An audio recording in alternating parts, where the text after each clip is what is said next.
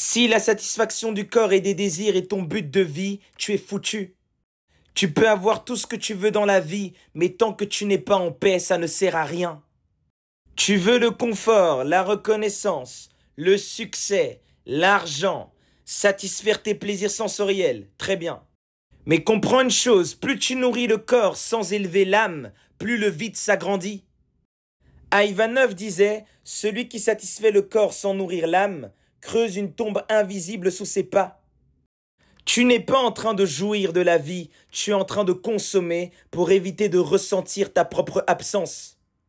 Le Bouddha disait, le désir est feu, plus tu l'alimentes, plus il brûle. Tu penses que tu es libre quand tu fais ce que tu veux, alors que tu es esclave de ce que ton système nerveux exige. Et malheureusement, ce système n'a pas de fin, pas de limite. Tu vas courir jusqu'à t'épuiser. Tu veux toujours plus, toujours mieux, toujours autre chose, tout sauf toi-même. Tu confonds la liberté avec la servitude élégante. Épictète disait, celui qui est esclave de ses plaisirs n'est libre en rien. Le matérialiste moderne est un esclave déguisé en roi.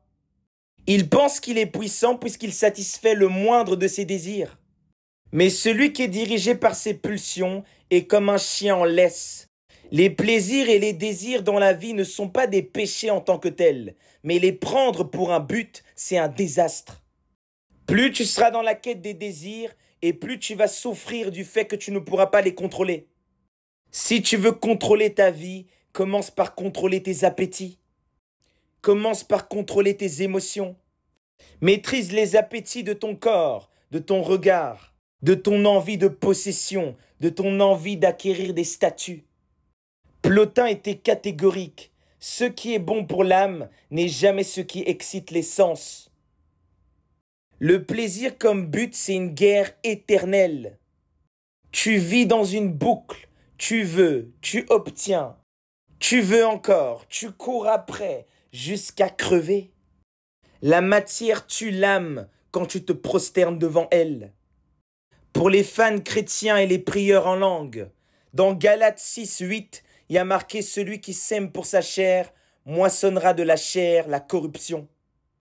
Chaque fois que tu fais de la satisfaction immédiate ta religion, tu sacrifies ta clarté, ta paix et ton pouvoir intérieur. L'âme s'éteint doucement et même quand tu obtiens tout ce que tu as toujours voulu, tu te rends compte que tu es toujours vide. Tu ne manques de rien, tu t'es juste oublié dans tes désirs. Tu n'as pas besoin de plus, tu as besoin de toi-même. Tu as besoin de ce que tu es quand tu n'es pas en train de compenser. Quand tu es silencieux, libre, dans le moment présent. Tant que tu n'auras pas vaincu le désir, tu ne pourras jamais savoir ce que c'est que le véritable amour. Ton pouvoir n'est pas dans ce que tu désires, il est dans ce que tu maîtrises.